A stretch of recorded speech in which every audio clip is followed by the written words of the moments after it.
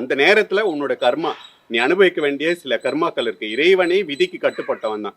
இறைவனாலேயே விதியை மாத்திட முடியாது. விதியை மதியால வெல்லலான்றதுக்கு பரிகாரம்ன்றதுதான் ஒரு தீர்வு. அந்த பரிகாரம் செய்யும் போது அந்த நேரத்தை நான் சொன்ன மாதிரி நீங்க சமாளிக்கக்கூடிய அந்த நேரத்தை கடக்கிறதுக்கான வலிமையை இறைவன் உங்களுக்கு கொடுப்பார். ஒரு பெருசா உங்களுக்கு நடக்க போற ஒரு சம்பவத்தை ஒரு சிறிதா உங்களை ஒரு காயப்படுத்தி தப்பிக்க வைக்கக்கூடிய ஒரு சூழலை இறைவன் ஏற்படுத்தி கொடுப்பாரு. அவ்வளவுதான்.